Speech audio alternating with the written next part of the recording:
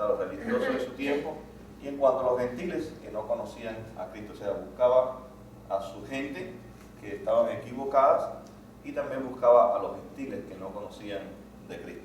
Y eso es importante. En nuestra familia hay mucha gente religiosa que hay que testificarles. De una forma u otra son religiosas. Hay que testificarles de la verdad, de la muerte y la resurrección de Cristo, y a los no creyentes, o sea, los que no tienen ninguna, yo diría no se ve ninguna inclinación, pero todos somos religiosos de una forma u otra. Claro, en este caso el religioso judío es muy diferente al religioso de nuestra época, ¿no? Que sabe algo de un Dios, pero no sabe más nada que eso. Ellos sí sabían de Dios, lo que ellos habían mal interpretado el Antiguo Testamento a la luz de lo que había pasado en Jerusalén, con la muerte de Cristo y su resurrección. Ok, entonces, dice, abandonando la sinagoga en el 18:6, por la fuerte oposición, Pablo se estableció su centro de predicación en casa de un tal Ticio Justo, junto a la sinagoga, o sea, el centro de la enseñanza cristiana sustituyó la sinagoga. Entre los judíos se convirtieron, estaban Crispo y toda su familia, todos fueron bautizados, incluyendo a Crispo. 1 Corintios 1:14. ¿Quiere busquemos ahí 1 Corintios 1:14? Si yo lo encuentro primerito, pues se los leo, y dice así. Sí, 1 Corintios 1:14.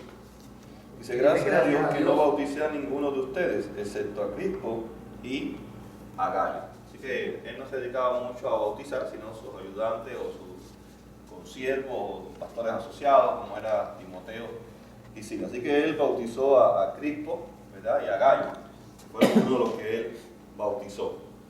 Así que se supone que además han sido bautizados por Priscila y Aquila, que eran los líderes de la iglesia naciente. Así que el resto de las personas que estaban en la iglesia de Corinto, se supone que Aquila y Priscila, ¿verdad?, hayan sido los pastores de ellos, que estuvieron trabajando y fueron los que llevaron el bautismo en la vida del resto de las personas. Dice, la visión del 9 al 10 cobra especial importancia si se recuerda las palabras de Pablo en 8:6, en cuanto al temor y la frustración que le produjo la misión en Corintios. Antes que ocurriera el episodio con Claudio, Pablo llevaba ya 1 año y medio enseñando la palabra de Dios, ya que en el 18:18 dice, por algún tiempo más.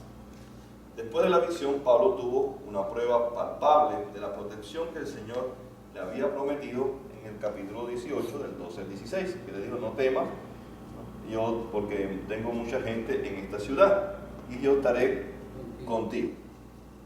Vemos que Dios le prueba a Pablo su fidelidad y lo cuida. No le dijo que no le iba a tener problemas, sino que no lo iban a matar, porque todavía tenía que predicarle a muchas personas. Entonces le quiso decir, pastor, que como que él le da el mensaje de que iba a pasarle algo malo. No, lo que le da es, en medio de su frustración, su desánimo, su depresión, podríamos decir espiritual, por ver el rechazo de su pueblo, o sea, el pueblo de la palabra, que siempre tuvo la palabra, eso causa dolor, ¿no? Saber que es el pueblo de la palabra y es donde menos está la palabra. El pueblo de la palabra es donde menos se practica la palabra. El pueblo de la palabra es donde menos se ama la palabra. Y no cabe duda que ahí venía el primer rechazo hacia él. Y toda esa oposición, ¿verdad? Él se sentía desanimado, Dios lo conoce a él y le da esta visión. Y le dice 3 veces, no te calles, habla, no tengas miedo. ¿Verdad? No tenía miedo tanto al físico, sino también al continuar. Estaba desgastado ya espiritual Pablo y Dios lo anima. Lo anima y dice, yo estaré contigo. Pero no le quiso decir con eso que no iba a tener más problemas. Muchas veces nosotros pensamos la protección es ausencia del problema, ¿no? Dios me va a proteger de aquí al trabajo y así que no voy a tener ningún accidente, ¿no? Voy a tener protección cuando vaya a la migración, quiere decir que no me van a detener, ¿verdad? Puede ser que te detengan, puede ser que tengas un accidente, pero Dios está contigo, ¿ves? Y algo va a hacer porque Él está ahí presente, ¿no? Él está justo presente en los lugares. Aún el accidente puede ser protección para algo peor. O no, tal vez no para algo peor, sino simplemente hay algo que tienes que predicarle, compartirle, ¿no? no se sabe, ¿no?, exactamente para qué Dios lo está haciendo, hasta que sucede, ¿no? Pero así todo, Dios dice que todo obra para bien. No sabemos cuál es el bien, pero la obra es para bien. Lo que nosotros bien pensamos que es bien que lastime nuestras emociones, nuestro... Así sea la muerte de un ser querido, pero obra para bien. Es lo único que...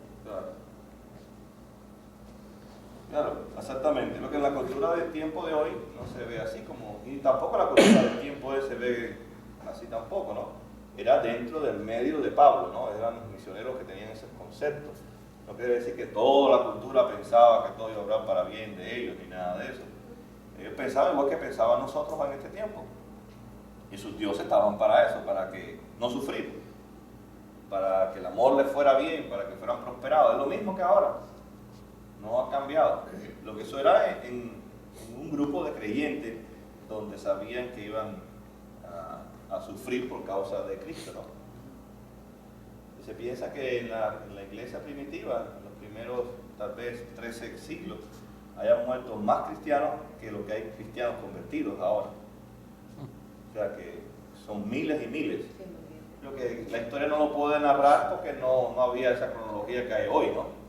Pero se supone que hayan muerto más cristianos en los 13 siglos primeros que todos los que hay ahora en el mundo entero, que son como 60 millones de creyentes en todo el mundo, ¿verdad? Así que se supone que hayan muerto en esos 13 siglos más personas que los que hay de creyentes ahora. En los primeros 13 siglos, 1, 3. 1, 3.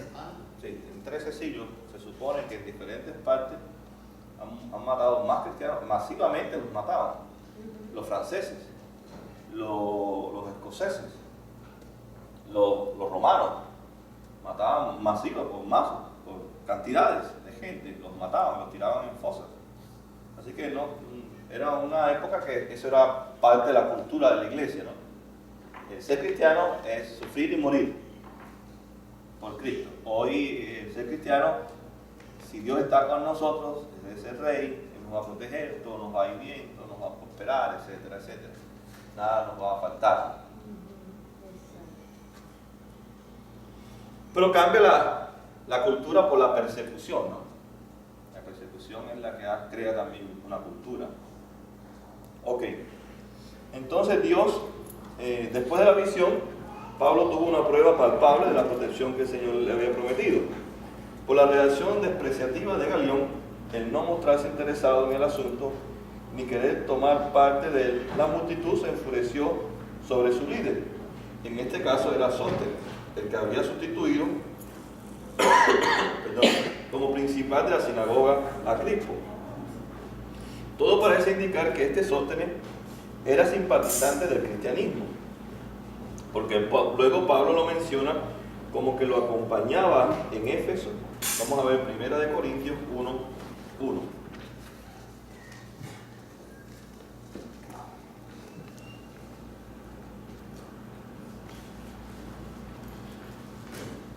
Dice así: Pablo, llamado por la voluntad de Dios a ser apóstol de Cristo Jesús, y nuestro hermano Sóstenes. ¿Ve? Quiere decir que ya él andaba también con Pablo. Así que Pablo tenía un buen grupo de gente que andaba con él por poco tiempo, porque él se movía solo y siempre estaba solo de tener un tiempo con la gente discipulándolo, y después los dejaba allí establecidos y que siguieran ellos la obra del Señor. Quiere decir que Pablo hacía buenos discípulos, donde se iba. Claro, dejaba siempre líderes. Y siempre usted nota, los líderes eran gente que eran verdaderos creyentes, ¿no? Y eran personas que conocían el Antiguo Testamento, o sabían del Antiguo Testamento por un familiar como Timoteo, por ejemplo. Bernabé era levita, de Benjamín, perdón, nativo de Benjamín, levita, no Benjamín. Y también Sila, no sabemos mucho de ellos. Pablo y Apolo y Sila eran también judíos. También él les sabían, y él les enseña la verdad de lo que es la muerte, o lo corrige, o le enseña lo que había pasado con Jesús y su muerte y su resurrección. Pero eran personas que estaban dispuestas a morir por el Evangelio, ¿no? Por eso él los podía dejar y seguir, porque si no, muchos de ellos dejarían la obra como Marcos, ¿no? Sí, bueno, Eran personas que habían sido probadas de que estaban dispuestas a morir por el Evangelio. Y eso era sin pago, sin nada, solamente el único beneficio que tenía era la muerte. Eso era lo único garantizado. Una garantía, tenían seguro de muerte, no de vida. Ok, pero no más de cero. entonces, dice, muchas veces pensamos que el Espíritu Santo solo está activo en la iglesia, donde lo vemos manifestarse en diversos modos. Pensar esto es limitar el poder y la obra del Espíritu Santo. Él también se manifiesta en los acontecimientos históricos. Es cierto que nos cuesta ver al Espíritu Santo actuando en la historia, pero Dios sabe de los dictadores, de la injusticia, del hambre, de la pobreza. Pero no debemos desanimarnos cuando vemos tantas dificultades alrededor nuestro por hablar de la solución a esos problemas. Dios usa a los gobernantes para que su reino siga extendiéndose sobre todas las naciones. O sea, Dios sabe todas las injusticias, pero a pesar de esos gobiernos, Él sigue extendiendo su reino, porque ese es su propósito, ¿no? Que nada va a detener el propósito de Dios. Ok, ¿alguna pregunta que tengamos aquí? Que diga el pasaje, algo que al leerlo no entendieron, hasta el 18 hasta el 22.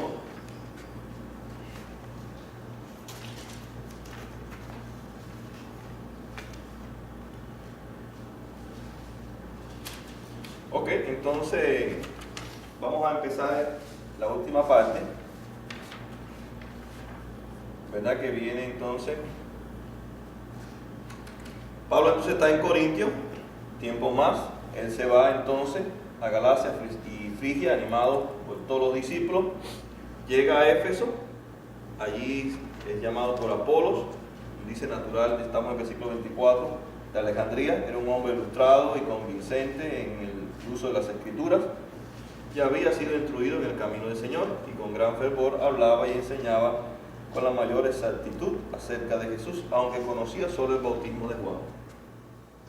Apolo también es un buen testimonio, era una persona instruida, persona que sabía, pero lo que él sabía, eso es lo que compartía, y nada más que conocía el bautismo de Juan. No sabía, qué decir Lucas, que no sabía mucho entonces sobre el ministerio de Jesús, ya solamente sabía sobre el ministerio de Juan el Bautista. Pero lo que él sabía, dice que con mucho fervor, dice aquí, ¿verdad?, lo compartía y instruía a otros, les hablaba, les enseñaba y trataba de hacer con mayor exactitud hablar acerca de Jesús. O sea, lo que él sabía acerca de Jesús, pues él trataba de decirlo, de compartirlo. Y así Pablo se lo encuentra, ¿verdad?, haciendo discípulos, y Pablo se le acerca para que él realmente aprenda un poquito más. Pero no para que dejara de hacer lo que estaba haciendo, o para Pablo hacer lo que él estaba haciendo, sino para que él continuara, ¿verdad?, haciendo lo que él estaba haciendo discípulos, enseñando y llamando al arrepentimiento a la gente, que eso es lo que hacía el bautismo de Juan, llamar al arrepentimiento a la gente. Ok, entonces dice que hablaba con gran exactitud, dice, comenzó a hablar valientemente en la sinagoga. Al oírlo, Priscila y Aquila lo tomaron a su cargo y le explicaron con mayor precisión el camino de Dios. Vemos cómo Priscila y Aquila también, ¿verdad?, entrenados por Pablo y viendo cómo Pablo lo hacía con otras personas, ellos también lo hacen con Apolo, ¿verdad? Entonces eso es muy importante, la multiplicación como uno la ve dentro del libro de los Hechos. Pero nosotros tenemos que romper con eso, tenemos la costumbre de hacerlo todos nosotros, porque los hispanos somos muy caudillos. O sea, yo tengo que hacerlo todo, y si no lo hago yo, nadie lo debe hacer. Y eso a veces no transmitimos la idea de lo que es el discipulado. Yo debo de enseñarte a ti, ya tú aprendiste, pues no esperes recibir tanto, sino lo que tengas medio confuso, pues hay personas que te van a enseñar, como Pablo, como Priscila y como Aquila.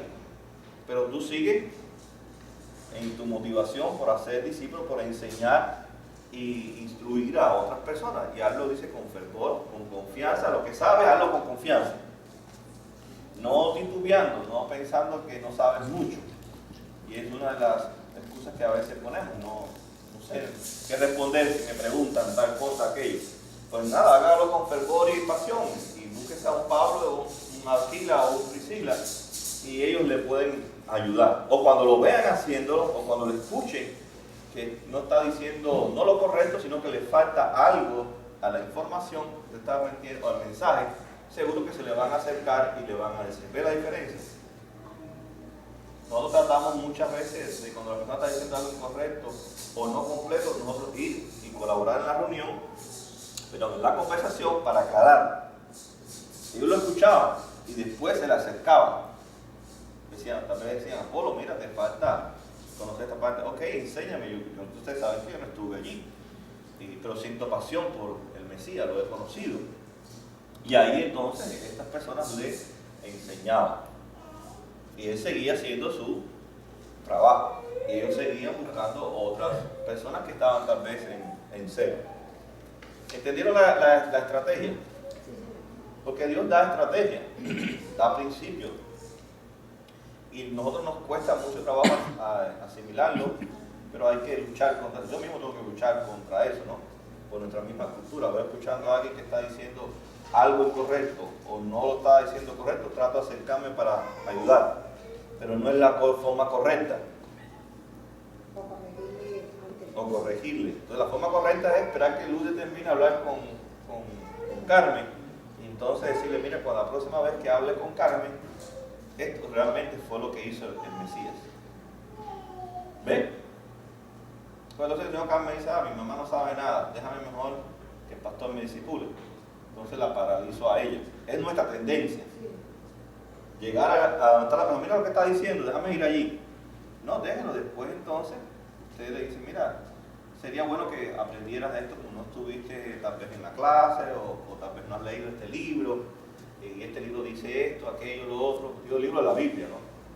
Entonces, otra vez cuando te estés enseñando, o estés instruyendo a alguien, no tengo que decirle que es a Carmen, ¿verdad? Pues, dile también esto. ¿Ves la diferencia? Porque si no, ella se paraliza. Dice, no, mejor me confío que sea el pastor, y siempre quiere que el pastor hable con la hija. Pero él entonces no hace nunca nada.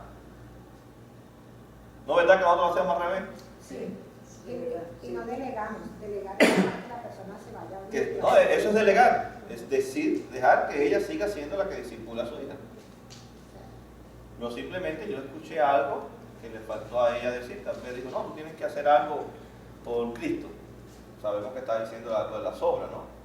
Pero tengo que hablar, mira, no, el hacer algo por Cristo es el resultado de nuestra salvación que se fue ganada por Cristo. Entonces yo por gratitud hago algo. Y dice que aún lo que yo hago, le explico a ella, dice que Dios ya preparó eso que yo voy a hacer.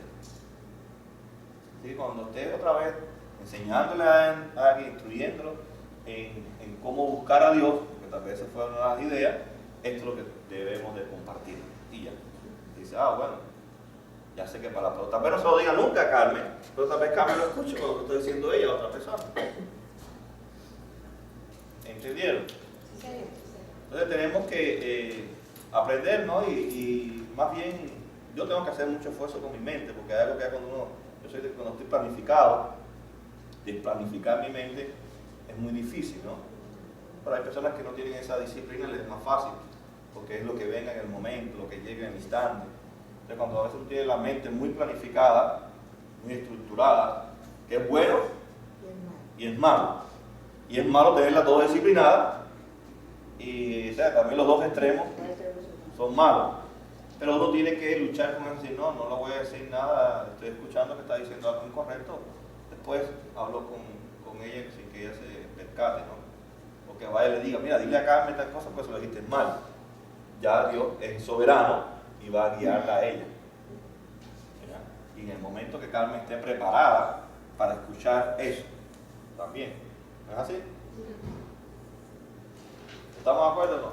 Entonces es algo que tenemos que luchar porque no estamos acostumbrados.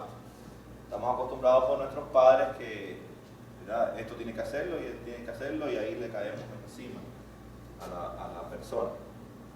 Ok, tenemos algo de aprender aquí entre Pablo, la dinámica que Pablo nos enseña de Pablo, de Priscila y Aquila, que fueron enseñados también por Pablo, y cómo ahora están lidiando con Apolo, con una persona muy instruida, sabe mucho, ¿verdad? Tanto intelectual como de la Biblia también, del Antiguo Testamento, pero hay detalles que le faltan conocer. Porque dice, como Apolo quería pasar a Acaya, los hermanos lo animaron y les escribieron a los discípulos de allá para que lo recibieran. O sea, también este hombre estaba animado en seguir lo mismo que estaba haciendo Pablo. Eran apasionados. A Apasionados. seguir también haciendo viajes misioneros. No importa que Pablo andara allá por Acaya, ¿verdad? Porque Acaya era muy grande.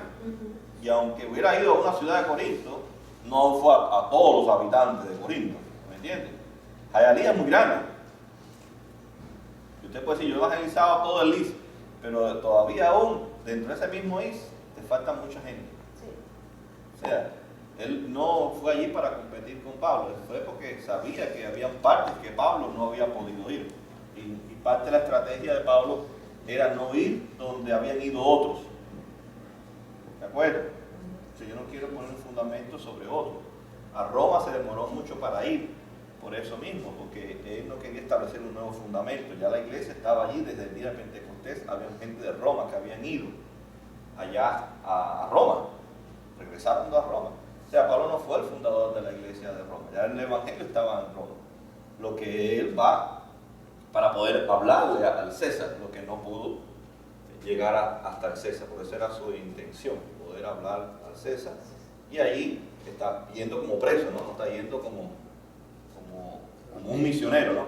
Está yendo en calidad de un preso. ¿Okay?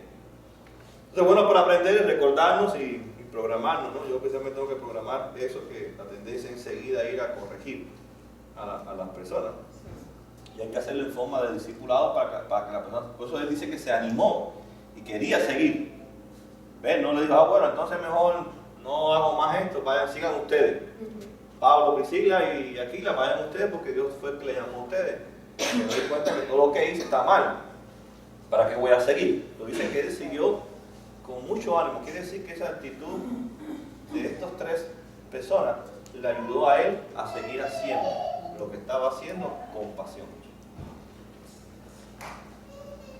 Ok, entonces, dice aquí que ya vamos terminando. Dice, cuando Apolo quería pasar a Acaya, los hermanos lo animaron y le escribieron a los discípulos que allá para que lo recibieran.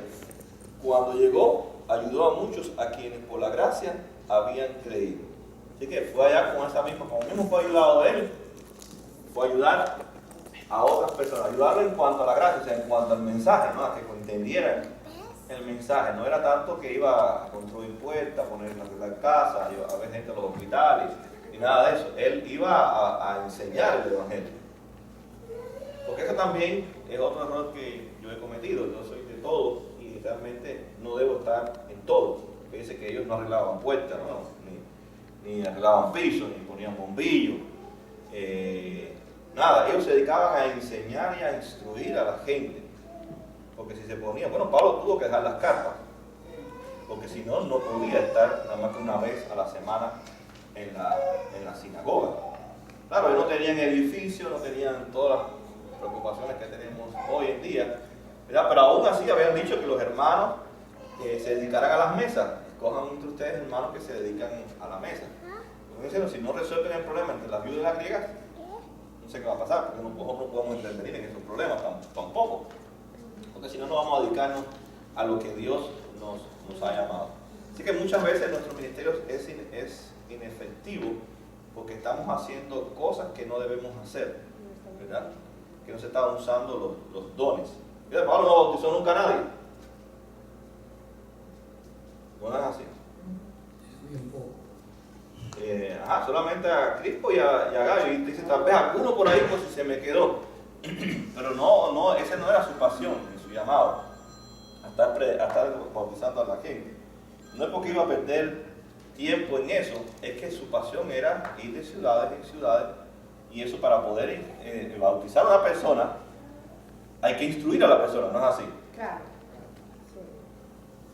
Porque tú no vas a decir, ven, la gente cree que es como el tiempo de hoy que muchas denominaciones hacen. Te convertiste hoy, ven y métete en el agua o vamos afuera, que algunos lo tienen afuera, o vámonos al río, vámonos al mar. No, ellos eran catecúmenos, eran entrenados, eran enseñados y tenían que ser discípulos. El propósito de ser miembro no era que usted conociera nuestras doctrinas, que usted sabía que tiene que sostener nuestra iglesia, que entendiera el diezmo. No, el fin de la membresía o de enseñar a la persona para el bautismo era que fuera un discípulo. ¿Ve que es diferente a hoy? Hoy que muchos de nuestros miembros no son discipuladores, pero son miembros. Porque les enseñamos todas nuestras doctrinas, pero no sirve de nada, ¿verdad? Si no terminamos siendo discípulos, no sirve. Todo el conocimiento que nosotros podamos tener, es la verdad, ¿no? Hay que concientizarnos y... El Espíritu Santo es el que tiene que hacer esa obra en la vida de nosotros, porque por mucho que debemos concientizarnos, como dice usted, ¿verdad? Es obra del Espíritu Santo. O sea, solamente están conscientes aquellos que el Espíritu Santo trabaja en la vida de ellos y los mueve. Fíjate que ellos ninguno pensaban si otros estaban haciendo o no. Esa también es otra parte de nuestra mentalidad, ¿verdad? Entonces no es algo general, sino es algo individual. A mí no me importa si nadie lo hace en la iglesia. Yo lo voy a hacer. ¿Ven? Entonces eso me ayuda a otros a contagiarlos. Entonces dice, bueno, es que nadie lo hace. No sé, nadie lo hace, es cierto. Pero yo tengo que hacerlo. Porque ese es el llamado mío como miembro, no de la iglesia tanto local, sino de la iglesia de Cristo. Es hacer discípulos, es discipular a otras personas. A lo que yo me refería, perdón, a lo que yo me refería es que yo creo que nosotros tampoco habíamos como pensado en eso, en la importancia cuando uno habla de la palabra, enseñarle a las personas que deben de ser discípulos. Pero una vez que lo cogimos aquí en la clase, entonces ya lo que recibimos por gracia lo damos por gracia. Entonces ahora ya al grupo se le dice que todos debemos de ser discipuladores, ¿sí? Entonces ya ellos están entendiendo eso porque recibimos esa información por gracia, así mismo se la damos. Entonces ahora ya nos concientizamos que nuestro grupo debe estar preparado, debe prepararse para discipular. Esa es la parte. No, se van preparando en el caminar, ¿no? Claro. En el caminar, claro, ya tienen ya el conocimiento de Cristo, la salvación de Cristo. Y es interesante, Jesús, cuando uno sepa Jesús, el discipulado de Jesús es muy diferente que nosotros hacemos en el tiempo de hoy. Usted nota, nosotros cuando yo voy a discipular a ella, yo digo, no la conozco a usted, no hay problema, ¿verdad? Bueno, la conozco porque la conozco a ella, caminé con ella y todo, y hemos hablado muchas cosas, ¿no? Y ahora yo, para discipular a ella, digo, mira Lourdes, el miércoles voy a su casa a las 7:30. No, pastor, deja ver porque tengo el nieto mío, no sé si el nieto todavía se va, si viene Emily lo recoge. Ok, bueno, usted me avisa cuando Emily, ve, es algo que yo tengo que hacer una cita con ella, tengo que ver si ella tiene las condiciones para hacerlo. ¿Ve? ¿Y cómo lo hacía Jesús? Ok, si me encuentro con ella aquí en la iglesia, ahí paraditos los dos, a discípulo. ¿Qué hizo Jesús cuando se encontró con los 12 antes de la Santa Cena? Agarró una toalla, se ciñó la toalla, cogió un poco de agua y todo, ya lo estaba discipulando. Y no había dicho una palabra. No le dijo, vengan discípulos, vamos a hacer un seminario de cómo discipular. El sábado 22 de marzo, de 7 a 9 de la noche, con un almuerzo, vamos a ver cómo vamos a discipular. Inscríbanse, donación $5. Llegó el día del evento y llegó Pedro nada más. ¿No es así? Sí. ¿No es así? Las mujeres, los hombres, no, el sábado a las 6 de la mañana, las mujeres a las 10 de la mañana, el Kids Night a las 6:30 de la tarde, toda una preparación, desayunos, almuerzos, chocolate, bla, bla, bla. Llegan 2, llegan 3. ¿Jesús hizo alguna vez eso? aprovechó, estaba con ellos ahí, le hizo una buena ilustración física, visual, agarró una toalla, se la ciñó, cogió un balde con agua, empezó a lavarle los pies. Pedro habló, ni le hizo caso a Pedro, ¿o no es así?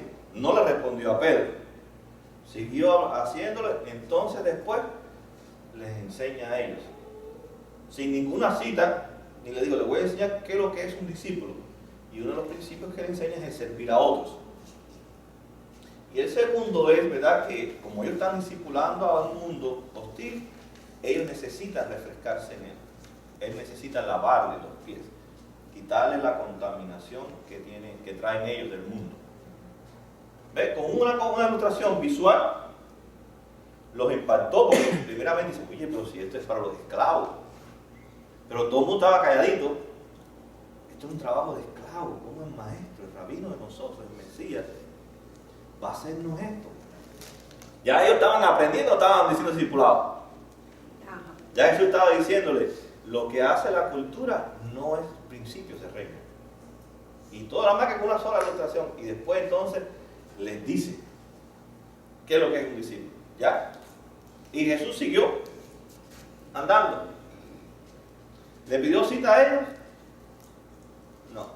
Le dijo, ven Pedro que te voy a discipular primero a ti, ven Matías que te voy a, ven Bartolomé, ven fulano, poco a poco. No, ahí aprovechó, estaban todos junticos, fuácate, los discípulos.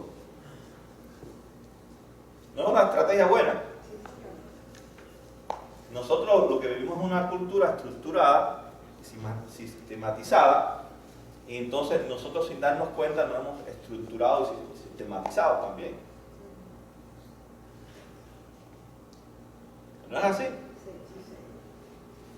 Si la hermana se va al parque con el nieto, le digo, güey, yo tengo mi nieto, voy a ir al parque. Y ahí en el parque, ya esa es mi cita con ella. Pero yo no le he dicho a ella que voy a dar una cita, que voy con usted al parque. Usted va al parque, yo también voy a ese parque. Y ahí le puedo hacer una ilustración y darle un principio de cómo orar, por ejemplo. ¿Ya?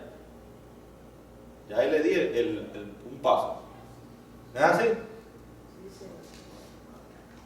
Y ahí está aprendiendo principios y eso se va a recordar después cuando ella vaya a orar. Pero nosotros lo hacemos muy estructurado. Entonces, uno tiene que aprovechar las circunstancias y situaciones. No estoy en contra de lo planificado, ¿me entiendes? Sí. Porque hay personas que usted no puede hacerlo así, porque hay personas que están estructuradas y planificadas. Pero en sentido general, nosotros podemos hacerlo así en forma informal, con todo el mundo, orgánica, como se le dice ahora en el tiempo de hoy, una forma orgánica.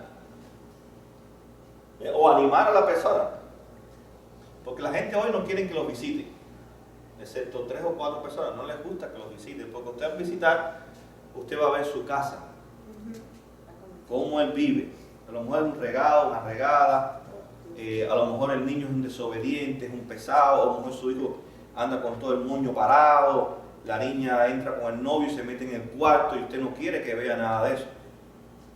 ¿O no es así? Sí, señor. O que dice, mira, este es el novio de mi hija y están metidos los dos dentro del cuarto. Ella no quiere que usted se entere de eso. Entonces dice, bueno, se ha hecho difícil visitar a la gente. Porque el individualismo le ha llevado a la parte privada de que no quiero que tú te enteres de mi vida. Entonces hay que buscar la estrategia hay algunos que sí les gusta que vayan a su casa, que son pocos, pero los más hay que buscarlos donde ellos están, es la capacidad de Jesús, ¿no? Amén. Así que una nueva estrategia que debemos de incorporar en nuestra iglesia, no decir que no vamos a hacer planificaciones con la gente, de visitarlo, pero si no me deja ella tantas veces que quiero visitarla, no me deja, hay que buscar otra estrategia, ¿no? No, yo sé que a usted le gusta, que ella es una de las personas que les gusta que la visiten, pero hay personas que en este país no les gusta.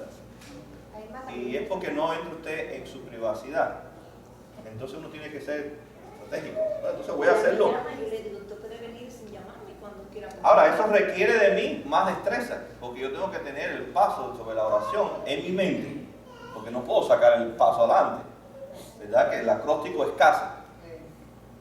¿Se acuerdan de ese paso? Entonces yo tengo que tener el paso que yo le voy a dar a ella, que Jesús sabía lo que iba a enseñar. Entonces, bueno, deja ver qué les enseño este día a esta gente. Por eso él se iba a orar con el Padre y él sabía qué iba a enseñarles a esa gente cada día.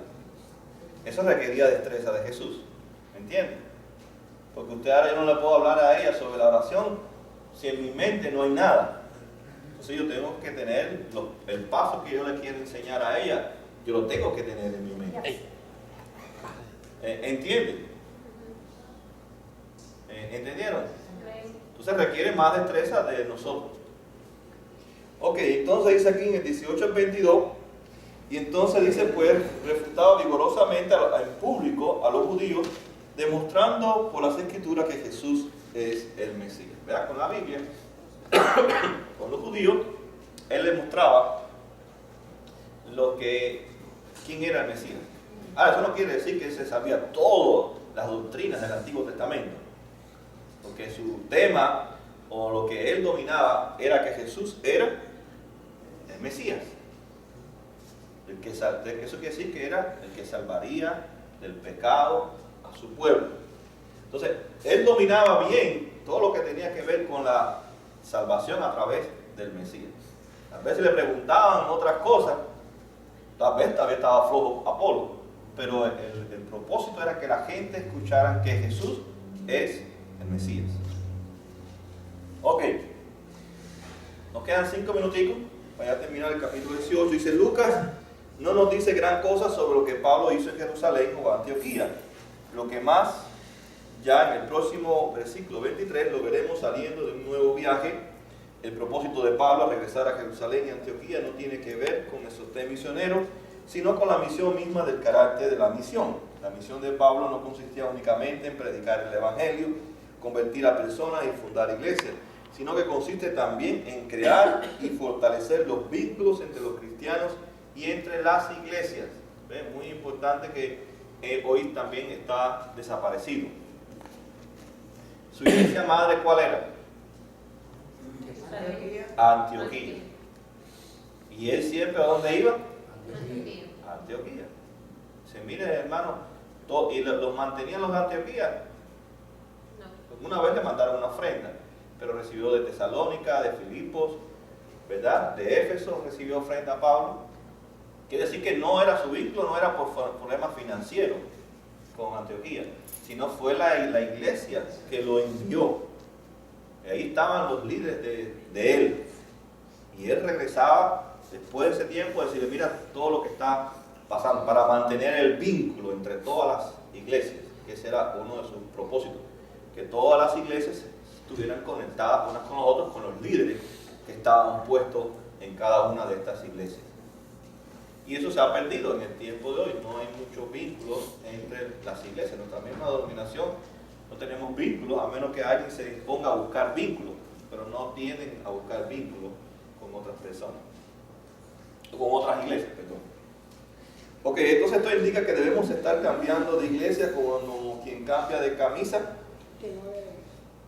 Esto no indica que debemos estar cambiando de iglesia como quien cambia de camisa. El cambio de iglesia por el pastor, por el programa de jóvenes, por la música.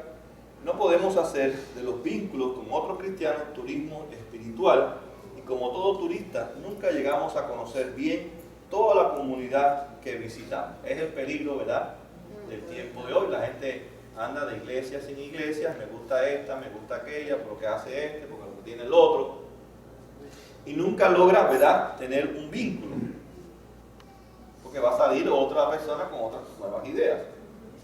Entonces dice, debemos conocer bien la comunidad que visitamos. Al evangelizar el vecindario, los hermanos deben de preocuparse por mantenerse en contacto unos con otros.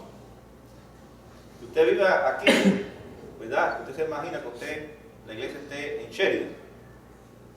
Esa no es la idea de la iglesia primitiva. Fíjate que ellos estaban en sus comunidades para conocer a sus vecinos. Pero hoy, en tiempo de hoy, la gente, con eso mismo, la gente va a cualquier iglesia. Para eso mismo, falta de compromiso.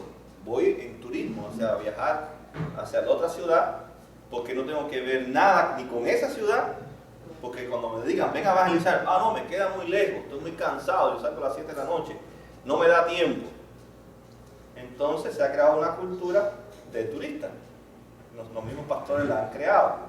Entonces la persona debe estar en parte de la iglesia local, parte de la comunidad, o sea, las iglesias locales, de Corinto, de Éfeso, ¿ves? Ellos conocían su comunidad, la gente de su comunidad, y evangelizaban a la gente de su comunidad. No iban a los de Corintio a ver a Apolo allá a Éfeso, perdón, a Timoteo o a Juan, que era un buen teólogo. No, ellos en Corinto tenían a Apolo un tiempo, después tenían a Priscila y a Priscila. Esos eran los pastores de ellos. Juan era un buen teólogo, pero yo no voy a ir hasta Éfeso para congregarme allá donde está Juan, que nunca voy a ir a evangelizar en la ciudad de Éfeso.